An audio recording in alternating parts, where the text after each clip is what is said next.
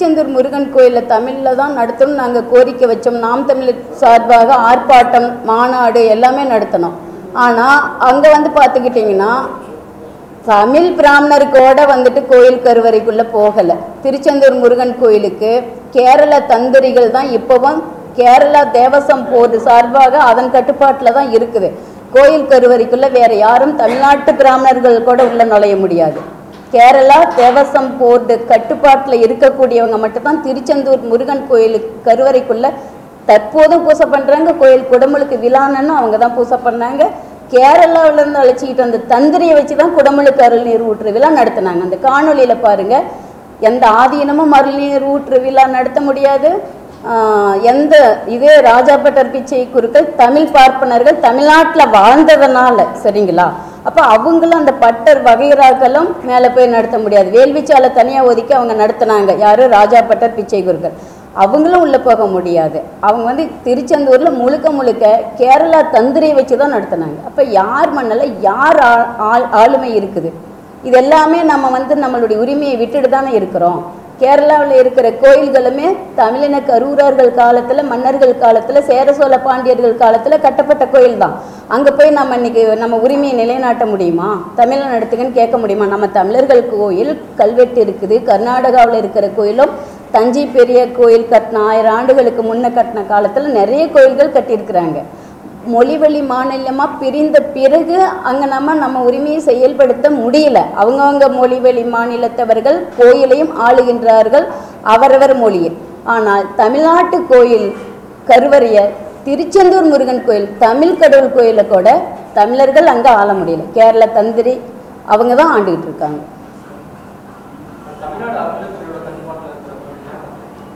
தமிழ்நாடு அறநிலைத்துறை கோயில் கட்டுப்பாட்டில் இருக்கிறதோ தவிர, ஆனால் அது வந்து நிர்வாகம் எல்லாமே உள்ளே இருக்கக்கூடிய ஆளுமை எல்லாமே கேரளா தேவசம் போர்டு கட்டுப்பாட்டில் தான் இருக்குது. சுசீந்திரன் கோயில், மண்டைக்காட்டு பகலவதி அம்மன் கோயில், இது போன்ற கோயில் எல்லாமே கேரளா தந்திரிகள் தான் பெரும்பான்மை உள்ள ஆளுமையை செலுத்திட்டு இருக்காங்க. தமிழ்நாட்டு பிராமணர்கள் கூட இந்த இடத்துல ஆளுமை செலுத்தவில்லை. கன்னியாகுமரி பகலவதி அம்மன் கோயில் இது எல்லாமே இதெல்லாம் அரசு கவனத்தில் எடுத்து தமிழ்நாட்டு தமிழர்களை, தமிழ்நாட்டில் அர்ச்சகர் பயிற்சி வழங்கி இருக்கக்கூடியவங்களை அந்த கருவறை பூசகராக பணி நியமனம் செஞ்சு செயல்படுத்த வேண்டும் என்ற கோரிக்கையும், அல்லது எங்களை போல் இருக்கக்கூடிய தனியார் தமிழின பாடசாலையில் பயிற்சி தேர்ச்சி பெற்றவர்களை பணி நியமனம் செய்து அக்கோயில் கருவறை பூச தமிழில் தமிழரால் நிகழ்த்தப்பட வேண்டும் என்பதும் எங்களுடைய கோரிக்கையை வெளிப்படுத்துகிறோம்.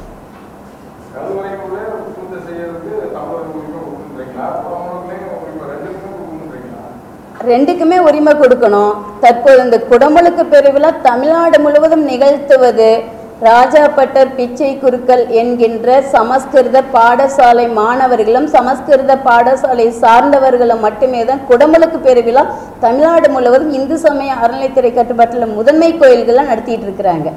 அதனால் அந்த இடத்துல தமிழுக்கும் தமிழர்களுக்கும் இடம் கொடுக்க வேண்டும், சரிபாதியாவது என்பது உயர்நீதிமன்ற உத்தரவு. அதையாவது செயல்படுத்துங்க. அதுவும் செயல்படுத்துறதில்ல. பயிற்சி முடித்து அர்ச்சகர் பயிற்சி முடிச்சுட்டு இருக்கக்கூடியவங்களுக்கு ஒவ்வொரு கோயில்லையும் மூலக்கருவறையில் வயலூர் முருகன் கோயில் அர்ச்சகர் பயிற்சி பெற்றவர்கள் தான் பணியில் இருக்காங்க. 2 பேர் இருக்கிறாங்க. மற்றவங்கெல்லாம் பிராமணர்கள். அந்த கோயிலில் இருக்கக்கூடிய சுப்பிரமணியன் என்ற முருகன் கோயில் கருவறையில் இந்த தமிழ் அர்ச்சகர்கள் புகுந்து பூசை பண்ண முடியாது. அந்த வயலூர் கோயிலில் இருக்கக்கூடிய அங்கே இருக்கக்கூடிய அம்மனுக்கும் சிவனுக்கும் அந்த மூலக்கருவறையில் இந்த அர்ச்சகர் நம்ம தமிழ் அர்ச்சகர் பயிற்சி முடிச்சுட்டு பணியில் இருக்கிறவங்க பூசை பண்ண அனுமதி இல்லை. பிள்ளையாருக்கும் நவகிரகத்துக்கும் தான் அவங்க பூசை பண்ணிகிட்டு இருக்கிறாங்க. அங்குள்ள பிராமணர்களால் நீங்கள் சூத்திரர்கள், அதாவது ஒவ்வொரு ஜாதியும் கூறியே புறக்கணிக்கிறாங்க. சத்திரியர்கள்னால் சூத்திரர்கள்னு திட்டுறாங்க நேரடியாகவே. மற்றவர்கள்லாம் நீங்கள் சூத்திரர்கள்னு திட்டுறாங்க. பார்ப்பனர் அல்லாத யாருமே தமிழர்களாகிய நாம் அத்தனை பேருமே சூத்திரர்கள் தான் அவங்களுக்கு. அந்த அளவுக்கு ஒரு தீண்டாமையை தினந்தோறும் கொடுக்குறாங்க. வயலூர் முருகன் கோயில் இருக்கிற அந்த இடத்துல நாங்கள் போராடி கைதாகி அந்த 2 பேரையும் யாகசாலையில் விடணும்னு சொல்லி தொடர் முயற்சியால் தான் அந்த 2 பேரை வந்து வயலூர் முருகன் கோயில் குடமுழுக்கு விழா அன்று யாகசாலையில் அனுமதித்தாங்க. பிள்ளையார் கோயில் கோபுரத்துக்கு தான் அவங்க 2 பேத்தையுமே கலசத்துக்கு அருள் நீர் ஊற்றுவதற்கு விட்டாங்க. முருகன் கோயில் கலசத்துக்கோ அங்கே இருக்கக்கூடிய சிவன் கோயில் அம்மன் கோயில் கலசத்துக்கோ இவங்களை விடலை. ஏன்னா இவங்க தீண்டாதவர்கள், தீண்டத்தகாதவர்கள், நீசப்பாசை தமிழ். அதனால நாங்கள் அவங்கள விடமாட்டோம். தேவப்பாசையை மட்டும்தான் நாங்கள் விடுவோம். தேவப்பாசையில் நாங்கள் பிறந்த தலையில் பிறந்த பார்ப்பனர்கள் மட்டும்தான், பட்டர்கள் மட்டும்தான் நாங்கள் உள்ளே இருப்போன்றது தான் அவங்களோட விவாதம், வாதம் எல்லாமே. மீறினா டெல்லியிலேருந்து ஃபோன் வருது, யாரும் செயல்படுத்த முடியறதில்ல, யாரும் கேள்வி கூட கேட்க முடியறதில்ல. சமஸ்கிருத ஆளுமைக்கு அந்தளவுக்கு உரிமை இருக்கும்போது தமிழ்நாட்டில் நாங்கள் தமிழுக்குன்னே இருக்கிறோம்னு சொல்லிட்டு ஆளக்கூடிய முதல்வர் இருக்கும்போது கூட இந்த ஒரு கொடுமையை யார் பார்வையில் நீங்கள் தமிழர்களுக்கு நிகழ்த்தறதுக்கு அனுமதிக்கிறீங்க? வேறு யார்கிட்ட போய் கேட்க முடியும்? தமிழுக்கும் தமிழர்கள் நீங்கள் அரசு அர்ச்சகர் பயிற்சி முடித்தவங்களுக்கே இந்த நிலைமைங்க, அவங்களே உள்ள விட மாட்டேங்கிறாங்க. அப்புறம் எதுக்கு அரசு அர்ச்சகர் பயிற்சி கொடுக்குறீங்க? அப்போ இதுக்கு என்ன காரணம்னு பார்த்தா, அரசு அர்ச்சகர் பயிற்சி கொடுக்குற பாடநூலை இந்த ராஜாப்பட்டர் பிச்சை குருக்கள் கொடுத்த சமஸ்கிருத பாடநூல். அப்போ இந்த சமஸ்கிருத பாடநூலில் நால்வர்ண தீண்டாமை, சூத்திரர்கள் வெளியில தான் இருக்கணும், மூலக்கருவறைக்குள்ளே வரக்கூடாதுன்றது அதை தான் திணிக்கிறாங்க. நீங்கள் சமஸ்கிருத பாடநூல் ஆய்வுக்குழு வச்சு ஆராய்ஞ்சு பாருங்க, சமஸ்கிருத அர்ச்சகர் பயிற்சி தான் நடக்குதோ தவிர அன்னை தமிழ் அர்ச்சனை திட்டமான அர்ச்சகராக தமிழ் அர்ச்சகர் பயிற்சி பள்ளி அரசால நடக்கவில்லை, நடைபெறவில்லை இதுவரை. அரசியல் பின்புலம் தேட வேண்டிய அவசியம் எங்களுக்கு என்னங்க இருக்குது? தமிழுக்காக குரல் கொடுத்து இத்தனை காலமா நாங்க தமிழ்ல நடத்துறோம், தமிழ் அர்ச்சகர் பயிற்சி பண்றோம்னு சொல்லி சொன்னதுனாலதான் அந்த முதல்வர் திராவிட முதல்வருக்காக, திராவிட கட்சிக்காக எங்களுடைய முன்னோர்கள் காலத்திலிருந்து ஆதரவு கொடுத்தாங்க தமிழ் வழிபாட்டினர். அதுல இவ்வளவு தூரம் ஏமாற்று இருக்குன்னு தெரிஞ்ச பிறகு தமிழுக்காக யார் குரல் கொடுக்குறாங்களோ அவங்க, எங்களுக்கு குரல் கொடுக்கிறவங்க தான் இந்த நாட்டை ஆள வேண்டும் என்ற ஒரு வேண்டுதலோட இப்ப நாங்க தமிழுக்காக குரல் கொடுத்து, தமிழ் வழிபாட்டு உரிமைக்காக குரல் கொடுத்து இருக்கக்கூடிய சீமான் ஐயாவை நாங்கள் ஆதரிக்கிறோம். இவங்க தமிழ் தமிழ்னு சொல்லி இவங்க பேசினதுனால தாங்க இப்போ ஆள்றாங்க முதல்வரா. அப்போ சொல்லிட்டு ஆளக்கூடிய உங்களுக்கே இந்த அளவுக்கு ஆளுமையை கொடுத்து தமிழ்நாட்டு மக்கள் நம்பிக்கையை கொடுத்து உங்களை ஆள வைக்கும் போது, நீங்கள் இதை இவ்வளவு தூரம் இவ்வளவு ஊடக விழிப்புணர்வு இருக்கும் போதும், நாங்கள் ஒவ்வொரு கோயில் ஆய்வு பண்ணிட்டு போயிட்டு தமிழில் நடக்குதா இல்லையான்னு பார்க்கும் போதும், திருப்பரங்குன்றத்தில் தமிழில் தான் நடக்குதுன்னு சொன்ன இதே சேகர் பாபு ஐயா எங்கெங்கே தமிழர்கள் இருக்காங்கன்னு யாகசாலைக்குள்ளே போய் ஏறி நிற்கும் போது எங்களை அந்த பார்ப்பனர்கள் தள்ளி விடுறாங்க. பெண் என்றும் பாராமல் தள்ளி விடுறாங்க, கீழே தள்ளி விட்டுட்டு இதே இந்து சமய அறநிலைத்துறை அமைச்சர், ஆணையர், அங்குள்ள கோயில் கண்காணிப்பாளர் அத்துமீறி நுழைஞ்சாங்கன்னு எங்கள் மீது வழக்கு பதிவு செஞ்சுருக்கிறாங்க.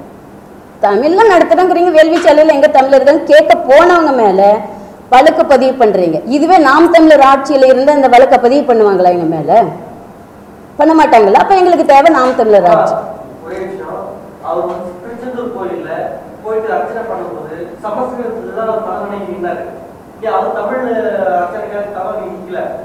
சமஸ்கிருதத்துல அர்ச்சகர் தான், சமஸ்கிருதத்துல தான் உள்ள போய் மந்திரத்தை சொல்லணும்னு சொல்லக்கூடிய அவங்கள உள்ள அனுமதிச்சு செயல்படுத்துறது யாருங்க சொல்லுங்க? சீமான் கையெழுத்து போட்டு நீங்க சமஸ்கிருதத்துல இந்த கோயிலுக்கு மந்திரம் ஓதலான்னு சொல்லிட்டு ஆளுமை கொடுத்திருக்கிறாரா? சேகர் பாபு முதல்வரும் ஆளுமை கொடுத்திருக்கிறாரா? யார் கொடுத்திருக்காங்க?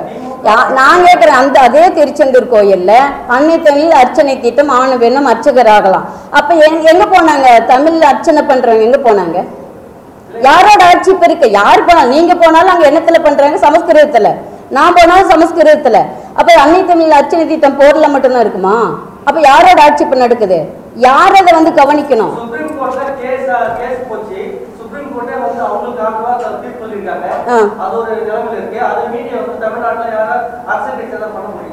அதுக்கு எதுக்கு அர்ச்சனை திட்டம், அன்னை தமிழில் அர்ச்சனை திட்டம், ஆணு பெண் அர்ச்சகராகலாம் தமிழ்ல தான் நாங்க குடமுழுக்கு நடத்துறோம், ஏன் நீங்க வெளியிடுறீங்க? நாங்க சமஸ்கிருதத்துல தான் நடத்துறோம், சமஸ்கிருதத்துல தான் நடத்துறோம், தமிழ்லயே நாங்க நடத்தல. அதனால நாங்க சமஸ்கிருத அர்ச்சகர் பயிற்சி தான் நடத்துறோம்னு சொல்லிட்டு போங்க. தமிழ்ல நடத்துறோம் ஏன் சொல்றீங்க?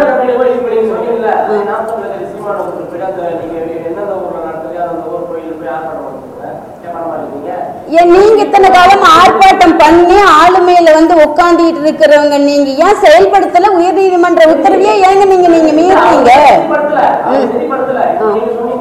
ஆர்ப்பாட்டம் நடத்தணும். அதே திருச்செந்தூர்ல ஆர்ப்பாட்டம் நடத்தணும்.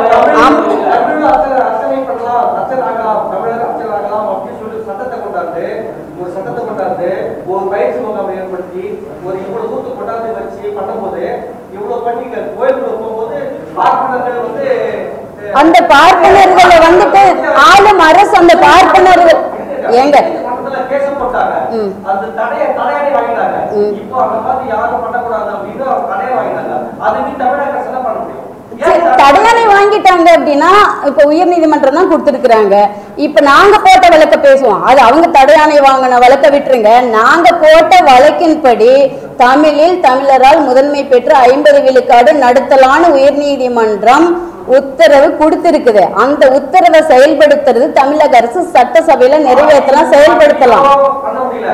திமுக ஆட்சியும் பண்ண முடியல. அந்த அளவுக்கு போது இப்போ திமுக ஆட்சியில மட்டும் இவங்க மேல நீங்க எப்படி சொல்ல முடியும்?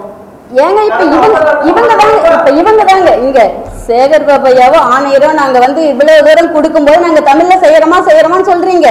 இல்லைங்க, தடை இருக்குது, எங்களால செய்ய முடியாது, நாங்க கருவறை பூசல் செய்ய முடியாது, தமிழ்ல வந்துட்டு நடத்துறவங்களை விட முடியாது நீங்க சொல்லுங்க. அதையும் சொல்ல மாட்டேங்கிறீங்க. பொய்யாவையும் தமிழ்ல நடத்துறேன் தமிழ்நாட்டு மக்களையும் உலக தமிழர்கள் ஏமாத்துறீங்கன்னு தான் நான் கேட்கிறேன். அவங்க சொல்லட்டும் தடை இருக்குது, எல்லாம் போராடுங்க, தடையை உடைக்கலாம்னு சொல்லி. அந்த தடை இருக்குதுன்னு சொல்லாம நாங்க தமிழ்ல தான் குடமுழுக்கு நடத்துறோம், இத்தனை பேரை கொண்டு தமிழ்ல தாங்க நடக்கிறோம் ஏன் நீங்க வெளிப்படுத்துறீங்க? அதனாலதானே உங்களை நம்பி மக்கள் வந்துட்டு தமிழ்ல நடக்குது, இவங்க எதுக்கு வந்து கேட்கறாங்க, தமிழ்லயே தான் நடத்துறாங்க அரசுன்னு சொல்லி மக்கள் நம்பிதான் இருக்கிறாங்க. தமிழ்ல நடத்துறேன் சொல்றாங்க.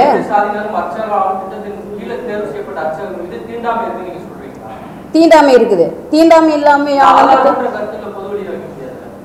ஐயா, தீண்டாமை இருக்கிறதுனாலதான் வயலூர்ல அவங்களை விடல. அதுக்கெல்லாம் ஆதாரம் இருக்குது. அதுலயே அனைத்து சாதியினரும் அர்ச்சகர் ஆகலான்னு சொல்லி ரங்கநாதன் பல முறை காணொலி வெளியிட்டு இருக்கிறாரு. அர்ச்சகர் சங்கத்தோட தலைவர் எங்களை உள்ள விடல, எந்த இடத்துலயும் விட மாட்டேங்கிறாங்க, கருவறை தீண்டாமை இருக்குது அப்படின்னு தானே சொல்லிட்டு வெளியிடுறாங்க, காணொலி வெளியிடுறாங்க, கண்ணீரோட வெளியிடுறாங்க.